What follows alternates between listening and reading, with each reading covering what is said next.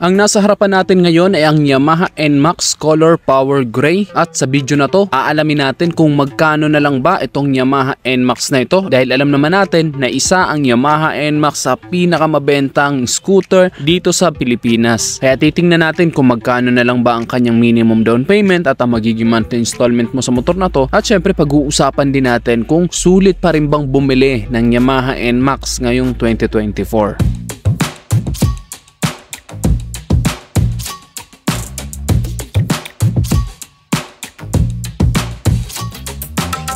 Bago ang lahat, nandito tayo ngayon sa Yamaha 3S Shop. Dito yan sa Barangay San Roque, Iriga City. At ayan, nasa harapan natin ngayon ang Yamaha NMAX 155. Alam naman natin na marami talaga ang nangangarap magkaroon ng Yamaha NMAX. Dahil sino ba naman talaga ang hindi papangarapin magkaroon ng Yamaha NMAX? And napaka-pogi ng motor na to. Maxi scooter ang pormahan, napaka-komportable, maraming convenient features at marami ring safety features na napaka-importante talaga sa araw-araw. Pagdating sa forma ng Yamaha NMAX na ito, dito sa kanyang headlight, ito talaga ang nagpapapogi sa motor na to. Itong design ng kanyang headlight, very futuristic yung kanyang design, napakalinis. Talagang proportion ng pagkakagawa dito ng Yamaha. At naka-LED ang kanyang headlight. Then meron pa siyang DRL o daytime running light na isa sa nagpapastig pa sa kanyang headlight. Ay diba, dito pa lang sa kanyang headlight, napakaganda ng tingnan. Then yung kanyang mga turn signal lights ay nandito sa baba at ang maganda dito sa Yamaha NMAX, meron itong built-in hazard lights na napaka-importante talaga lalo na kapag nakahinto ka sa mga alanganing lugar. At magandang windshield dito, color smoke black na bagay sa kanyang forma. Yung nga lang nakabalot siya para hindi na rin magasgasan ng mga hahawak-hawak ng mga customer. Then pagdating dito sa kanyang instrument panel, naka fully digital display, madaling maintindihan ang kanyang mga indicator kaya hindi ka malilito. Then very futuristic yung design dito sa kanyang handlebar. Tapos meron itong Yamaha Motorcycle Connect na pwede mong i-connect ang cellphone mo at makikita mo sa cellphone mo ang status ng motor mo. Then sa kanyang mga switches naman, dito ang menu, high beam and low beam switch, turn signal light switch at ang kanyang busina. Sa kabila naman ang start and stop switch, hazard light switch at ang kanyang push start. Then very convenient dahil meron itong bulsa dito sa harapan kaya meron kang paglalagyan ng mga gamit mo. Malalim yan kaya safe na safe ang ilalagay mo dyan. At meron na rin itong built-in charging port kaya pwede ka na makapag-charge ng cellphone mo dito. Nandito sa kabila meron takip kaya mas safe yung ilalagay mo dito. Ayun o, malalim din yan. Then ayun o, kapag tinignan mo siya dito sa gilid, meron lang siya mga minimalist lang na mga decals.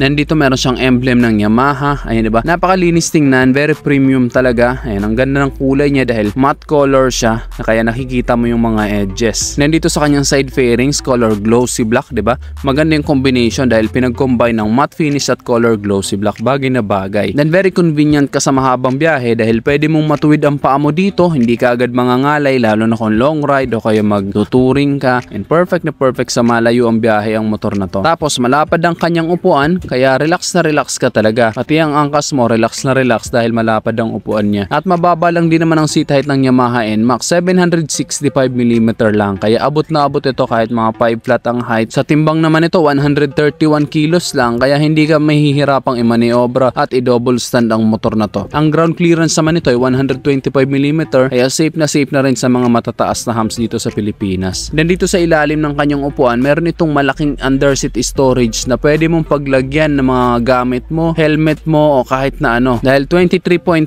liters ang capacity nito. Then very convenient kapag ka magpapagasolina ka dahil nandito lang siya sa harapan, pipindutin mo lang itong fuel, bubukas na ito dito sa harapan. Ang fuel capacity naman ito ay 7.1 liters. Malaki ang kanyang fuel capacity kaya malayo ang mararating mo sa isang full tank nito. At matipid din ito sa gasolina dahil nga fuel injected na ito. Kumukonsumo lang ito ng 35 to 40 km per liter. Pagdating naman sa makina nito, ito ay 155cc, liquid cooled 4-stroke single overhead cam, 4-valve single cylinder, fuel injected at ang kanyang compression ratio ay 11.6:1 at ang kanyang maximum power ay 15.4 PS at 8,000 RPM with a maximum torque of 13.9 Nm at 6,500 RPM. At meron itong tinatawag na VVA o variable valve actuation na kung saan mas malakas ang arangkada, meron siyang dulo kaya hindi ka mabibitin sa lakas ng performance itong Yamaha NMAX na ito. At isa yan sa pinagmamalaki ng Yamaha NMAX. Bukod pa doon, powered by Bluecore technology pa ito na mas pinapowerful ang kanyang makina pero nandun pa rin ang pagiging fuel efficiency o matipid sa gasolina. Then dito sa kanyang taillight, napakaganda rin ang kanyang design, very futuristic din. Ayun, malapad dito kaya kitang kita ka talaga malayo pa lang. Then naka-LED ang kanyang taillight kaya maliwanag din ito. Then very compact yung design ng kanyang mga turn signal lights. Safe na safe ito, hindi ito masasagi-sagi. At bukod sa pagiging komportable ng motor na to, maganda rin ang kanyang handling dahil na rin malalapad ang kanyang gulong. Ang sukat ng kanyang gulong dito sa harapan ay 110/70/13, sa likod naman ay 130/70/13. Then naka-tubeless na ang mga gulong nito kaya kahit matusok, hindi to basta-basta sisingaw. Then ang ganda ng kanyang mugs dahil color gold, bagay na bagay sa color matte black. Sa suspension naman ito, telescopic fork sa harapan at naka-dual shock sa likuran. At ang pinakamagandang feature sa motor na to, naka-ABS na ito harapan at sa likuran. So safe na safe talaga kahit magbiglang preno ka sa motor na to, harap at likod, meron na siyang anti-lock braking system, hindi siya mag-i-skid. Bukod pa doon, meron pa itong TCS o traction control system na nadidetect kapag hindi nagpapantay ang ikot ng gulong dahil sa madulas sa kalsada, ay pipigilan na nito or medyo lilimitahan na nito ang patakbo mo para nasa stable ka lang na patakbo. Kaya bukod sa pagiging komportable, convenient at magandang forma, panatag ka pa sa mahabang biyahe dahil nga meron siyang mga safety features na wala sa iba. Pagdating naman sa kanyang presyo, ang kanyang cost price dito sa Yamaha 3S Shop, Iriga City ay 153,900 pesos at pwede mo pa siyang i-avail ng installment. Ang minimum down payment nila dito ay 20,000 pesos lang at ang magiging monthly installment mo sa 36 months or 3 years ay 6,777 pesos. At meron ka ng Yamaha NMAX Color Power Gray na napakaganda ng forma, very futuristic, maraming mga safety features, maraming mga convenient features. At ang maganda pa dito sa Yamaha NMAX, laging available yung mga pyesa, maraming available na pyesa actually at mura pa dahil nga matagal ng modelo ang Yamaha NMAX kaya hindi ka talaga mahihirapan kung sakaling kailanganin mo ng mga parts, madali kang makaka-order. At talaga matibay ang Yamaha NMAX dahil kung mapapansin nga natin yung mga version 1 magpahanggang sa ngayon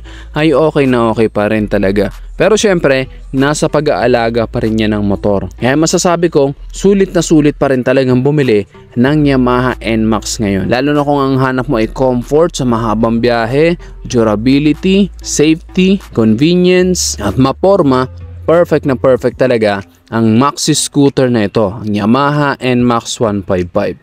Hey guys, ano masasabi nyo dito sa Yamaha NMAX 155? Comment nyo na lang sa baba at kung nagustuhan mo naman ang video to, just hit like. Kung bago ka lang sa aking YouTube channel, huwag kalimutan mag-subscribe. Click mo na rin ang notification bell para sa mga susunod kong video ay updated ka palagi. Yun na guys, hanggang sa muli, ako si Rosgo TV. Ride safe always and God bless.